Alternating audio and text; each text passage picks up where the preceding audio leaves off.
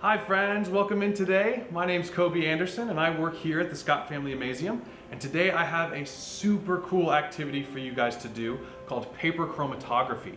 In paper chromatography, we're gonna learn all about color stratification and color mixing using some really accessible supplies that you might have laying around your house. So before we get started today, I'm gonna go through our supply list. Right, you'll need 1 cup, or however many cups you need for the number of people doing your activity, but you'll need a cup to hold your water and to do this activity. You'll need a pair of safety scissors. We've got my fun pair of safety scissors here.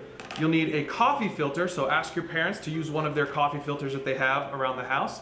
And then any other kind of markers. We've got a black marker here, a brown marker, and a purple marker here to do this activity. We also have some pipettes, a clamp, and a popsicle stick to hold our creation, and a source of water. I've got here in a spray bottle.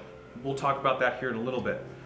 To do the activity, first what you're gonna wanna do is you're gonna wanna take your coffee filter, and on your coffee filter, on the bottom side, it doesn't matter what side of your coffee filter, but the bottom side, you'll take your black marker and draw a big, dark, bold black line on the bottom side. Just like this. You see how bold my line is? You want it to be really dark and bold. Then what you will do is you'll take your safety scissors and you'll want to cut a strip of this coffee filter. It's about 1 inch thick. Doesn't have to be a full inch. It could be a little longer than 1 inch, but you want to cut it into some strips so that you can see the color stratification easier. So I'm going to cut mine into 2 strips using my scissors here. Then what I'm going to do is I'm going to take one of my strips and my popsicle stick and clamp. You can also use your marker if you don't have a popsicle stick, but we're going to use the popsicle stick and clamp to attach it to my cup here. You'll want the bottom of your strip to be floating right at the bottom, barely touching the bottom of your cup, as you can see here, right? And then what you'll do is you'll take your water. Oh, mine's a little top heavy, that's okay. You'll take your water and you'll pour it into your cup so that the water is barely touching that bottom piece of your strip. Just like that.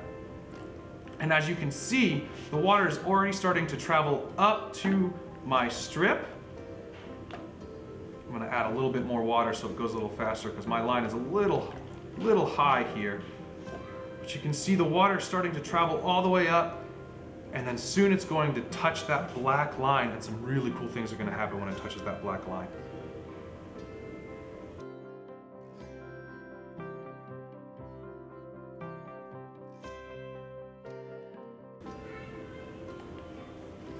Now that our water is touching that black line, you can start to slowly see here at the bottom of our line, that color starting to separate out.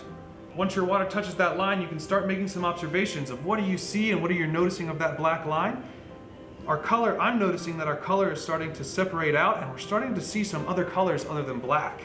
You might not be able to see it very well on the camera, but once it starts traveling up, it's gonna keep spreading that marker down and through our filter, and you'll be able to see all the different colors that make up our black line. So I'm starting to see some purple, maybe a little bit of blue. And as that water continues to rise up, you're gonna see more and more of that color showing through on that black line. It might take a little bit of time, so it's not gonna happen right away. But what you can do, what I always love to do with this activity, is to set my paper chromatography down, and then I can go and do another fun activity, and then come back in a few minutes and see where that progress goes. Another really great way to experiment with this activity is by using other colored markers. I just drew a black line on my strip here, but using other colored markers can also get that cool color stratification. It's that same concept of just taking the marker and on that strip of paper, drawing another line, and then waiting for that water to come up and travel up through that paper. Friends, you can also use pipettes or spray bottles to get that same effect. using some more of those fine motor skills with your pipette and your spray bottles, you can take your spray bottle and you can make sure that it's set to a spray or a mist setting, and you can lightly spray your paper. And you can start to see some of that color stratification happening and running down, maybe a little faster. You don't want to completely submerge or soak your paper. That will ruin some of that color stratification, but lightly misting, same thing using that pipette. Squeeze the top of the pipette bulb, suck some water up, and then lightly drop onto your paper and onto your markers so you can start to see some of that color stratification. Another fun activity that is similar to our paper chromatography activity that we love to do when it's cold or snowy outside is called snowflake chromatography. And I have another setup right here where I've already created my snowflake. Using that same concept, using a coffee filter, I drew some lines around my coffee filter and then I cut it into a snowflake. And I'm going to do that same thing as I did with my other strip of paper. I'm going to put this in my cup and attach it using a clip and a popsicle stick so I know that it doesn't fall over or fall out. And then I'm going to add some water to the bottom of my cup here.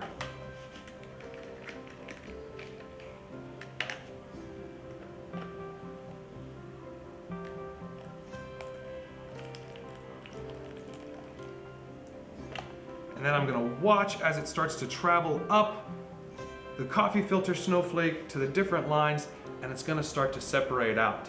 Like I said, it might take a few minutes, but you can come back after 2 or 3 minutes, and then you'll see a completely colorful snowflake of more than just the 3 colors that you might have used.